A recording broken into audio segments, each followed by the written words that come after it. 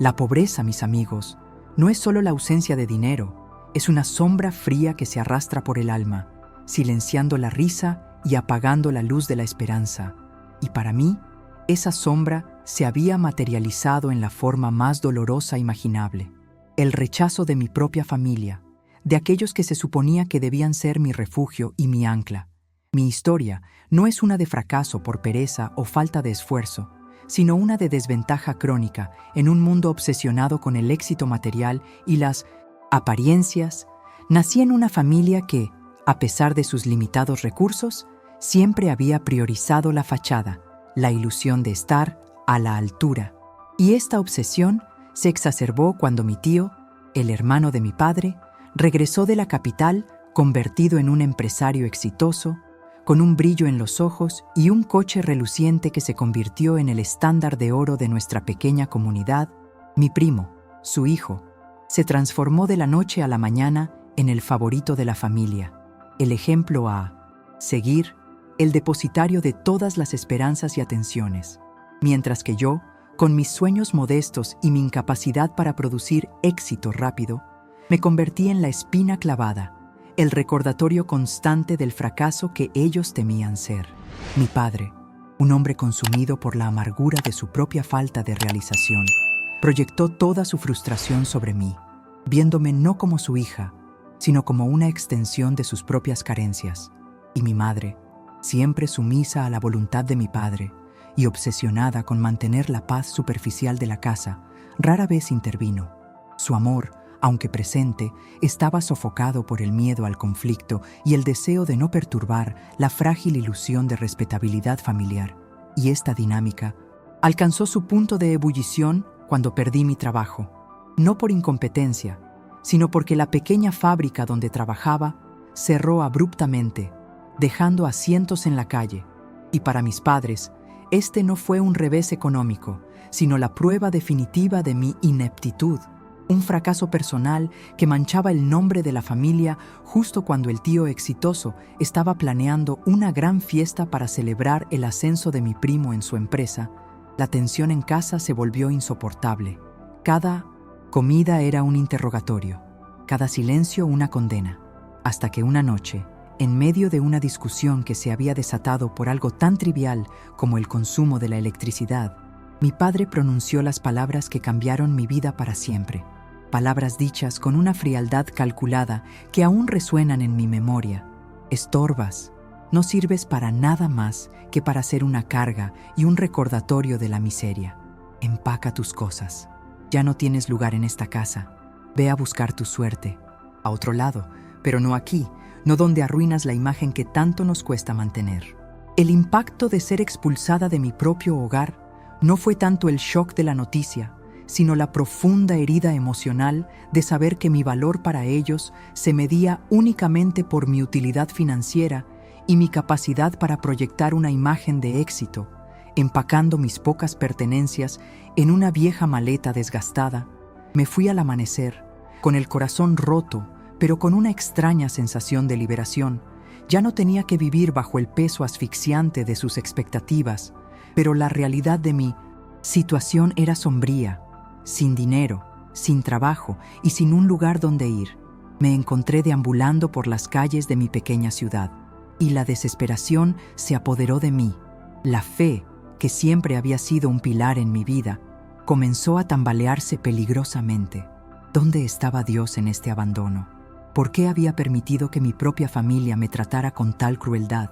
La promesa de un amor incondicional parecía una burla cruel ante la realidad de mi situación. Pasé los primeros días durmiendo en bancos de parques, dependiendo de la caridad de extraños y de la bondad de los comedores sociales, una experiencia humillante que me hizo cuestionar todo lo que creía sobre mí misma, sobre la vida y sobre la divinidad. Sentía que el mundo entero, y quizás incluso Dios, me había dado la espalda.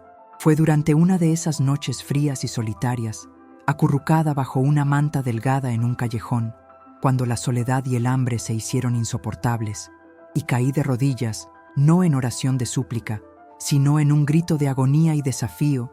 Le pregunté a Dios por qué me había abandonado, por qué me había permitido llegar a ese punto de indigencia y desprecio, y mientras las lágrimas se congelaban en mi rostro, recordé un viejo versículo que mi abuela solía recitar, el Salmo 23, específicamente la parte que dice: «Aderezas mesa delante de mí en presencia de mis angustiadores».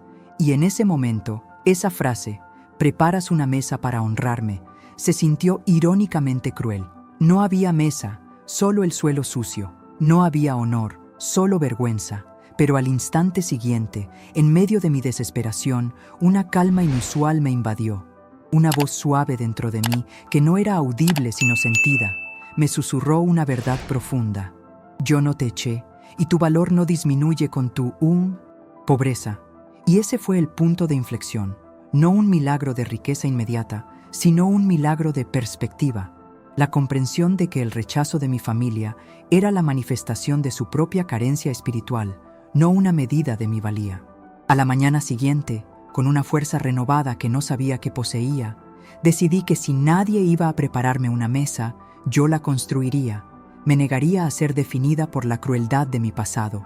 Y mi primer acto de fe fue buscar un trabajo, cualquier trabajo, y la providencia me guió a una pequeña panadería en un barrio humilde, donde la dueña, una anciana de manos fuertes y corazón generoso llamada Doña Rosa, me ofreció un puesto, no por mi currículum o mi linaje familiar, sino porque vio la desesperación honesta en mis ojos y la voluntad de trabajar en mis manos.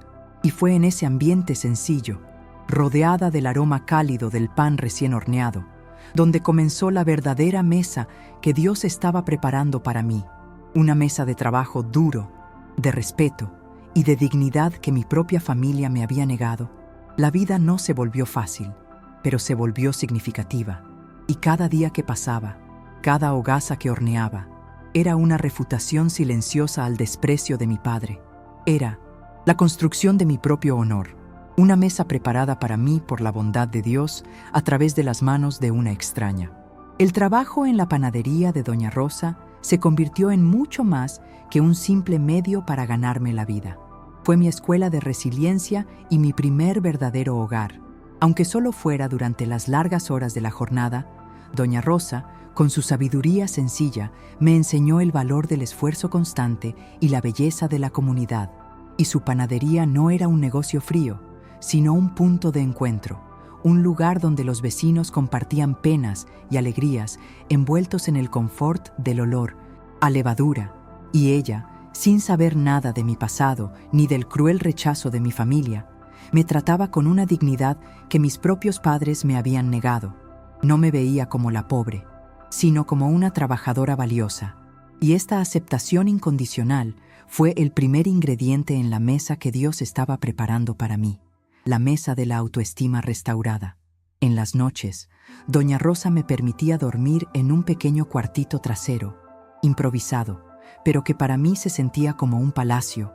Después de las noches frías en la calle, y aunque mis posesiones se limitaban a mi vieja maleta y los uniformes de trabajo, mi espíritu comenzó a enriquecerse con el calor humano y la sensación de propósito.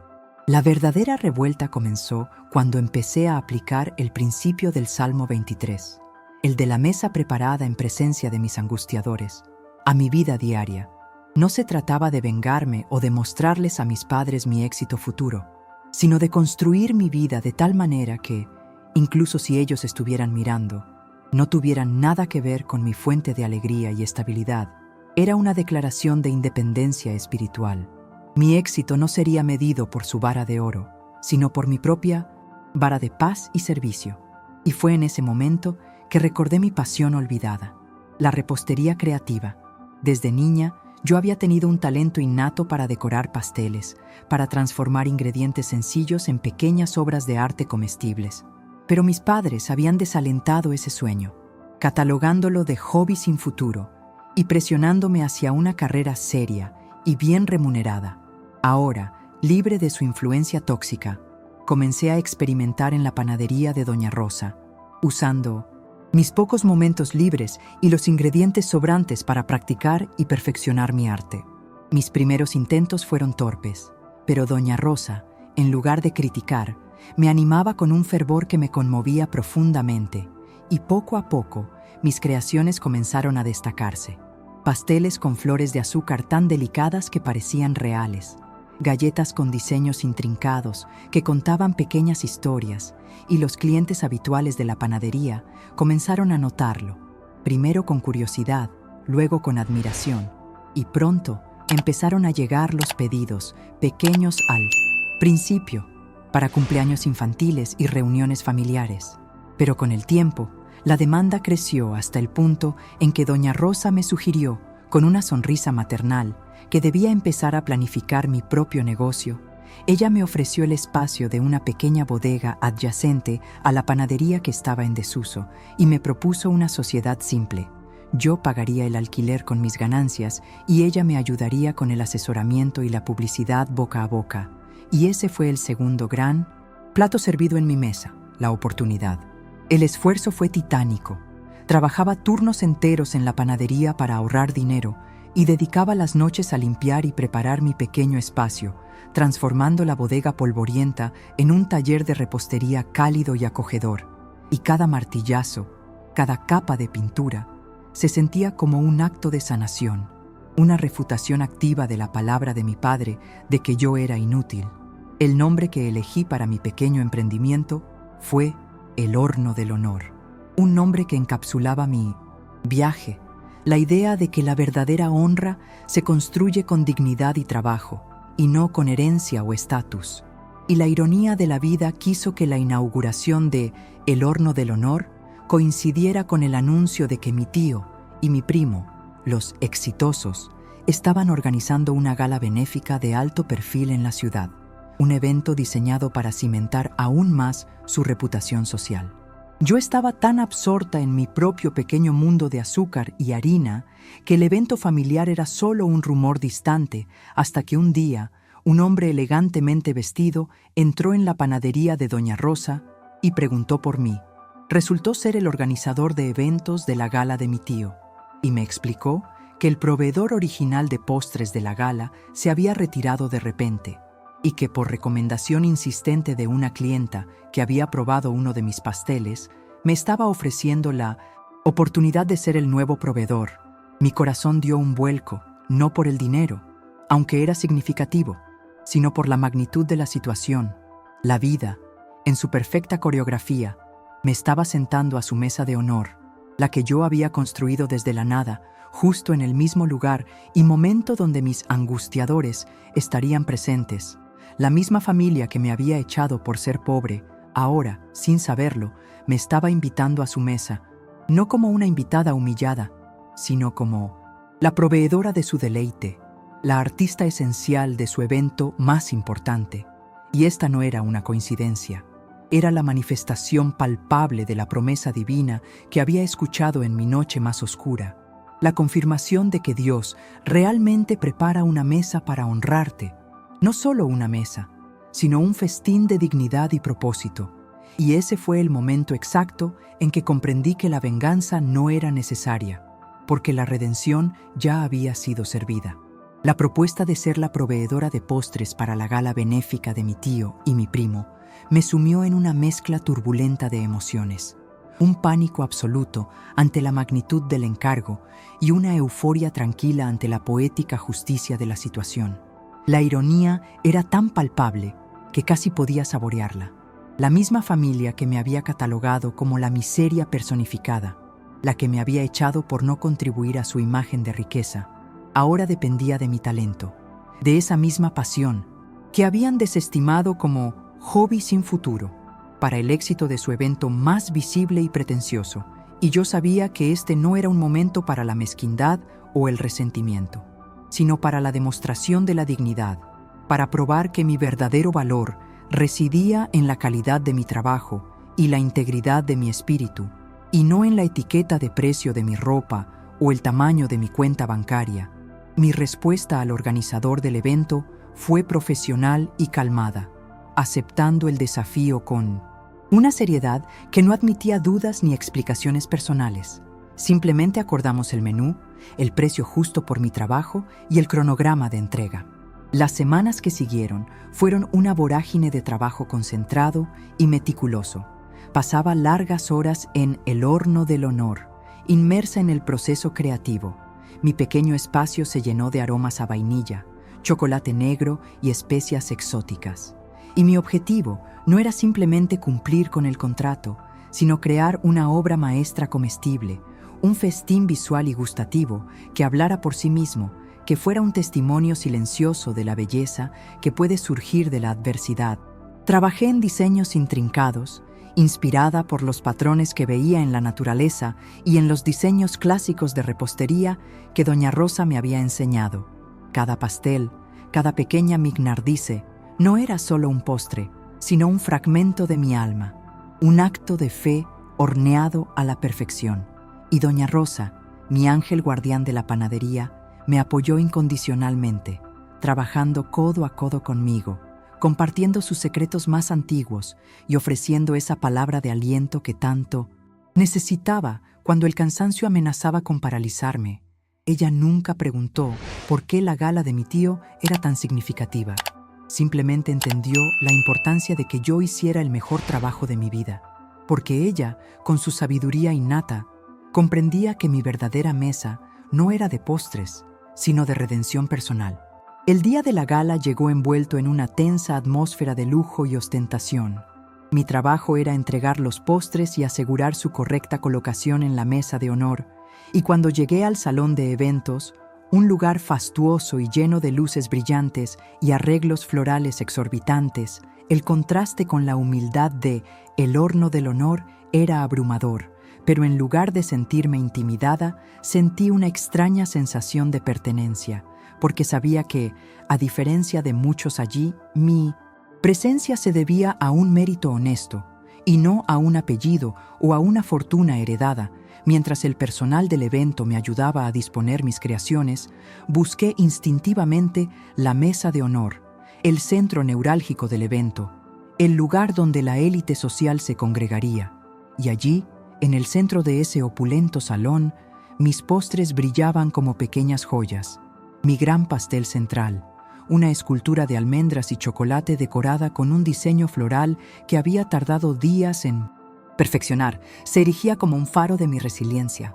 Y entonces sucedió el momento inevitable. Vi a mi familia, a mis padres, a mi tío y a mi primo entrando al salón, vestidos con sus mejores galas, con esa sonrisa forzada de superioridad que siempre habían usado como escudo. Mi corazón latió con fuerza, pero no con miedo, sino con la adrenalina de la verdad que estaba a punto de ser revelada. Y lo que sucedió a continuación fue una escena sacada de un guión divino.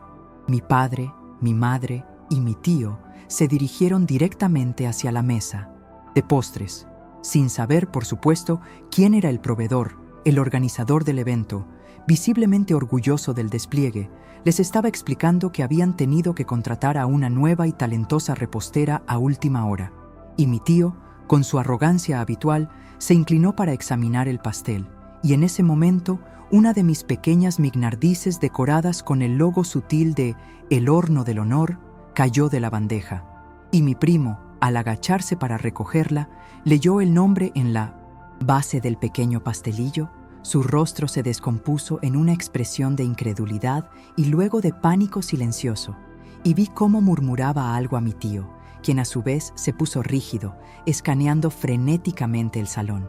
Mis padres, ajenos a la pequeña insignia, simplemente estaban admirando el fastuoso pastel, y mi madre comentó en voz baja, con un tono de envidia inconsciente: ¡qué talento! ¿Quién diría que alguien puede hacer algo tan hermoso? Y fue entonces cuando mi primo, con la voz entrecortada, señaló directamente hacia mí, que estaba a una distancia prudente, asegurando los últimos detalles de la exhibición, y les reveló la verdad. El rostro de mi padre se convirtió en una máscara de pura humillación y furia contenida. La misma furia que me había echado de casa por ser pobre, ahora hervía por el hecho de que su fracaso era la fuente de honra en su evento más importante. Y en ese instante no sentí triunfo, sino una profunda piedad. La mesa que Dios había preparado para mí no era solo la de la dignidad profesional, sino la mesa de la verdad, donde la falsedad de su juicio se exponía por la belleza de mi trabajo. No necesité decir una sola palabra: el pastel y el nombre. De mi humilde horno hablaban por mí, demostrando que la pobreza es solo la falta de dinero, pero la verdadera miseria es la falta de espíritu y el abandono de la dignidad. El silencio que siguió a la revelación de mi primo fue el más elocuente y pesado que jamás había experimentado. No era el silencio de la paz, sino el de la vergüenza expuesta. Mi padre, con su rostro rojo de furia y humillación, intentó recuperar el control con un gesto brusco, una mirada de desprecio diseñada para recordarme mi antiguo lugar, el de la carga, el de la miseria. Pero esa mirada ya no tenía poder sobre mí. Yo no era la misma persona que había salido de su casa con una maleta desgastada.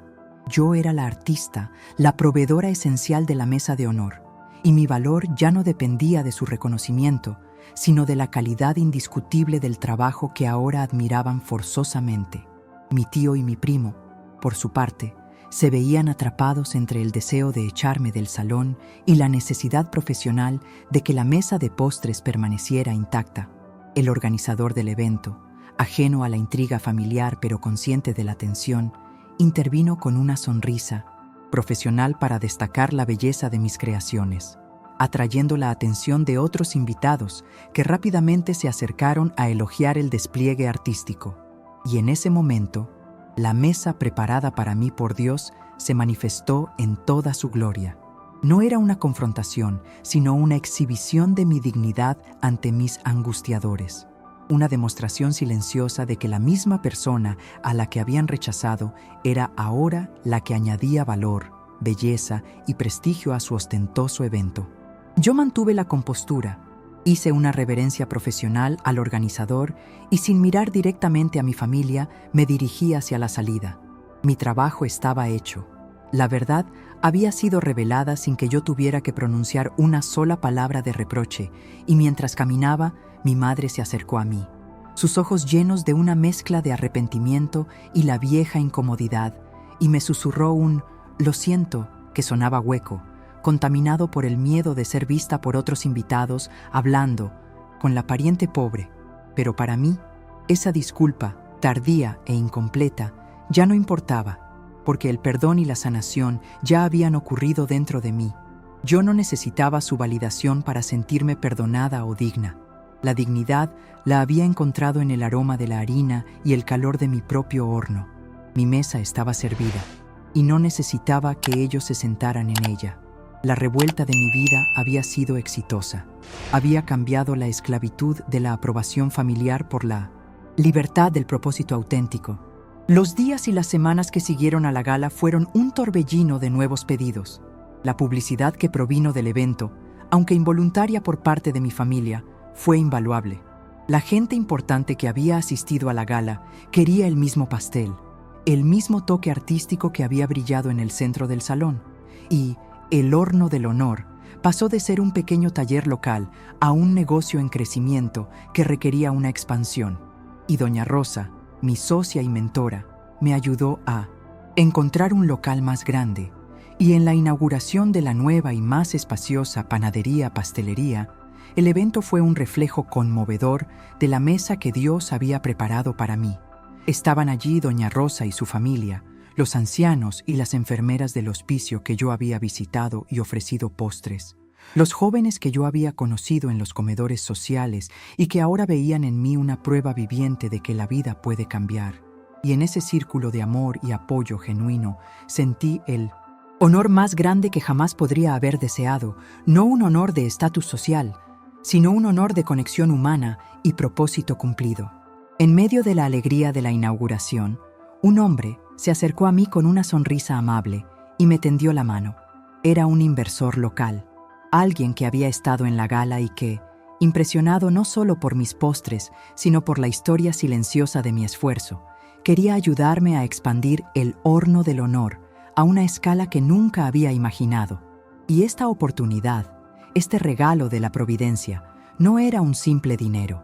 Era la confirmación de que la riqueza real no te persigue cuando tú la persigues a ella, sino cuando te concentras en servir con excelencia y autenticidad. Acepté la inversión, pero bajo mis propios términos, asegurando que la esencia de El Horno del Honor, la dedicación a la calidad el servicio a la comunidad y la dignidad del trabajo permaneciera intacta. La vida me había enseñado la diferencia entre el dinero que corrompe y el dinero que es una herramienta para multiplicar el bien. Y yo elegí la segunda opción. La última pieza del rompecabezas, la que finalmente me dio la paz completa, llegó varios meses después en forma de una visita inesperada. Mi madre apareció en la panadería, sola, sin el permiso o la escolta de mi padre, y por primera vez no vino con una fachada o una disculpa forzada. Vino como una mujer cansada que se había despojado de sus pretensiones sociales, y me pidió un café y un pastel, uno de mis pasteles, y mientras lo comía en silencio, me miró y me dijo, con lágrimas en los ojos: «Nunca he probado nada tan honesto, ni en casa ni en la gala. Tu padre y yo hemos vivido en una mentira de dinero y apariencia. Y tú, al perderlo todo, encontraste la verdad que nosotros nunca tuvimos el valor de buscar. La mesa que tienes ahora no está hecha de oro, está hecha de algo mucho más fuerte, está hecha de ti misma». Y esas palabras fueron la verdadera disculpa, el reconocimiento tardío, pero sincero, de que su rechazo inicial había sido un reflejo de su propia miseria interior, y yo la abracé, sin palabras, porque en ese momento el perdón fue un acto de compasión, no de obligación, y comprendí que Dios no solo me había preparado una mesa en presencia de mis angustiadores, sino que también había usado mi mesa de dignidad para mostrarles a ellos, quizás por primera vez, la belleza de la verdadera honra. La visita de mi madre, despojada de su armadura social y ofreciendo una disculpa implícita a través de su vulnerabilidad, marcó el inicio de una sanación que se extendió más allá de mi vida personal para influir en mi filosofía empresarial, porque el perdón, en su forma más pura, no es un evento único, sino un proceso continuo que te libera no solo del ofensor, sino también del poder que la ofensa tiene sobre ti. Y yo entendí que la verdadera mesa que Dios había preparado para mí no era solo un lugar de honor, sino una plataforma desde donde podía extender la misma gracia y dignidad a otros. El horno del honor no se trataba solo de vender postres exquisitos, se trataba de hornear esperanza y de ofrecer segundas oportunidades. Y mi experiencia en la calle y en el abandono me dio una empatía profunda por aquellos que también habían sido marginados o descartados por la sociedad, por lo que decidí implementar un programa de capacitación y empleo en mi pastelería, enfocado específicamente en personas que, como yo, habían enfrentado la indigencia o habían salido de situaciones de abuso o exclusión social. Mi primera empleada bajo este nuevo programa fue una joven llamada Sofía, una ex residente del refugio local que había luchado con la adicción y la desesperación y que cargaba con una historia de rechazo mucho más dolorosa que la mía. La gente, incluyendo a algunos de mis nuevos inversores, me advirtió sobre el riesgo de contratar a personas con antecedentes difíciles, sugiriendo que era una estrategia de negocios imprudente. Pero yo, recordando el juicio implacable de mi padre y la bondad incondicional de Doña Rosa, vi en Sofía no un riesgo, sino una inversión en dignidad. Le enseñé a trabajar con la masa, a decorar con precisión y, lo que era más importante, le di un espacio seguro donde su pasado no la definía, y ver cómo Sofía florecía, cómo sus manos torpes se volvían firmes y artísticas, y cómo su timidez se transformaba en una confianza tranquila. Fue una recompensa que superaba con creces el éxito financiero. Era la prueba de que el verdadero propósito de mi mesa no era solo que yo fuera honrada, sino que yo pudiera honrar a otros. Mientras mi vida profesional prosperaba con significado y propósito, la sombra de mi primo y mi tío, los epítomes del éxito superficial, comenzó a palidecer, y la ironía de la vida se manifestó una vez más, esta vez de manera trágica. Se reveló que la fortuna de mi tío estaba construida sobre cimientos tan inestables y fraudulentos como el matrimonio que yo había dejado atrás. Las noticias de sus problemas legales y la eventual caída de su imperio empresarial llegaron a través de los murmullos de la comunidad y fue un colapso público y humillante. La fachada que habían mantenido con tanto esfuerzo y que habían usado para despreciarme se desmoronó por completo. Y mi primo, el favorito, se encontró de repente sin nada, sin el título, sin el prestigio y sin la red de seguridad que creía tener. Y aunque mi corazón se afligió por la tragedia humana de su pérdida, no sentí ningún regocijo malicioso, solo una confirmación profunda y sobria de la verdad que la pobreza me había enseñado, que cualquier cosa construida sobre la vanidad y la deshonestidad está destinada a caer, mientras que lo que se construye sobre la integridad y el servicio perdura. Un día, mi madre, con un aire de profunda tristeza, me contó que mi padre estaba enfermo, no físicamente, sino espiritualmente, consumido por la amargura del fracaso de su hermano y la exposición de la mentira que había sido su vida entera, y ella, ya liberada de su miedo, me pidió que lo visitara, no para confrontarlo, sino para mostrarle que la vida que había rechazado había resultado ser la única vida verdadera. La visité en su casa, el lugar que me había expulsado, y el ambiente era pesado, impregnado de derrota y remordimiento. Mi padre, ahora un hombre frágil y silencioso, se sentó en la sala, y por primera vez en mi vida no sentí miedo ni resentimiento, sino la misma compasión que sentí por mi exesposo en el salón de la gala, y no le ofrecí un sermón ni una lista de sus errores. Simplemente le traje un pastel, uno de mis pasteles más hermosos y elaborados, y lo coloqué en la mesa de su comedor, la misma mesa donde me había condenado por mi falta de valor. Y ese fue el momento final de la mesa preparada para mí, no la de la gala, sino la mesa de la reconciliación silenciosa.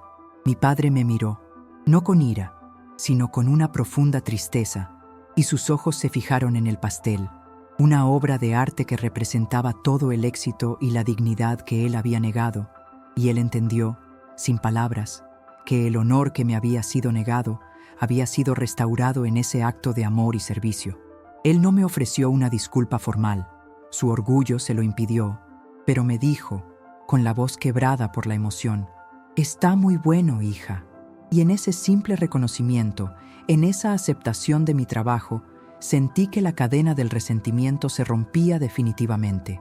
El pastel en su mesa no era una prueba de mi triunfo, sino una ofrenda de paz, una demostración de que mi fe no me había abandonado en el callejón, sino que me había guiado a una vida donde la abundancia no era de dinero, sino de gracia, y que Dios, de hecho, había preparado una mesa para honrarme, y esa mesa, ahora, era lo suficientemente grande para incluir incluso a mi padre roto. El encuentro silencioso con mi padre, mediado por un pastel que representaba mi redención y mi propósito, fue el epílogo de la crueldad inicial y el comienzo de una nueva, aunque tenue, relación basada en la verdad, ya no en las expectativas. Él nunca se recuperó completamente de la amargura que había consumido su vida. Pero mi visita, mi acto de servicio incondicional, pareció suavizar los últimos años de su existencia, y el pastel que dejé en su mesa se convirtió en un símbolo de la paz que él nunca pudo comprar.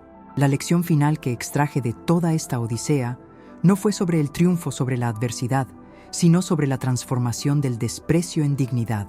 La pobreza me había despojado de todo lo material, pero el rechazo de mi familia, irónicamente, me había regalado algo infinitamente más valioso: la libertad de construir mi propio valor desde los cimientos de la autenticidad y el trabajo duro. El horno del honor floreció y se convirtió en un faro en la comunidad, empleando a varias personas que, como Sofía, necesitaban una segunda oportunidad para demostrar su valía, y mi filosofía de negocios se mantuvo inalterable. La calidad debe ir de la mano con la compasión, y la verdadera riqueza se mide por el impacto positivo que dejas en las vidas de los demás. El inversor que me había apoyado inicialmente se retiró años después, no por un fracaso, sino porque el negocio había crecido hasta el punto de la autosuficiencia. Y yo, ahora como dueña única, sentí la satisfacción de haber mantenido mi integridad a pesar de las presiones de un mundo obsesionado con la maximización del beneficio a costa de la humanidad. Mi mesa estaba completa, Y era una mesa servida con pan horneado con mis propias manos y con pasteles decorados con la historia de mi propia resiliencia. Doña Rosa, mi sabia mentora, se retiró un par de años después, dejándome su bendición y la responsabilidad de llevar adelante su legado de bondad comunitaria. Y su pequeña panadería, donde todo había comenzado, fue fusionada con el Horno del Honor, creando un espacio que era tanto un negocio próspero como un centro de apoyo y formación para la comunidad. Y esa fusión fue mi acto final de honra hacia ella y hacia la providencia que me había guiado a su puerta en mi momento más oscuro. Yo ya no era la pobre o la desheredada, sino una mujer de negocios respetada y, lo más importante, una persona de profunda paz interior. Una paz que no se había logrado evitando la batalla, sino ganándola a través de la fe en un propósito superior. La ironía del destino quiso que, años después de la caída de su imperio, mi primo, el favorito de la familia, buscara trabajo en la ciudad, habiéndolo perdido todo, y la noticia de su situación llegó a mí a través de mi madre. Mi primer instinto, la vieja herida aún latente, fue el de la indiferencia, la sensación de que él cosechaba lo que había sembrado, pero el recuerdo de la frase de Clara sobre la idolatría al dolor me golpeó con fuerza y me recordó que mi mesa no era una herramienta de venganza, sino de gracia, y aunque no podía permitirme el lujo de contratar a alguien sin experiencia que había vivido toda su vida en el privilegio, le ofrecí un trabajo temporal como repartidor, una posición humilde pero necesaria, y fue un encuentro incómodo, pero por primera vez me miró a los ojos no con desprecio o con envidia, sino con una humildad vacilante, y él aceptó el trabajo. Y aunque nuestra relación fue estrictamente profesional, ese acto de extender la mano a quien una vez me había rechazado fue el sello final de mi liberación, demostrando que la mesa que Dios había preparado para mí era lo suficientemente amplia para sentar incluso a aquellos que una vez fueron mis angustiadores. No para humillarlos, sino para mostrarles que la verdadera riqueza reside en la capacidad de levantarse y servir. La historia de mi vida, marcada por el rechazo cruel de la pobreza y la eventual redención a través de la dignidad, es la prueba viva de una verdad inmutable, que cuando el mundo te echa, no estás siendo abandonado por la divinidad, sino que estás siendo preparado para una mesa que nadie, excepto Dios, puede preparar. Y esta mesa no es de manjares efímeros o de logros superficiales. Es una mesa de propósito, amor y dignidad inquebrantable. Y el honor más grande no es ser invitado a la mesa de los poderosos, sino tener la fuerza de construir tu propia mesa y la gracia de invitar a aquellos que una vez te negaron, demostrando que la fe no es una armadura contra el dolor, sino la certeza de que el dolor será transformado en el ingrediente más dulce de tu historia. Mi vida es la prueba de que en el horno de la adversidad, lo que se cuece es un honor que supera cualquier oro y cualquier prestigio, una mesa preparada en la quietud del alma, donde la paz es el plato principal.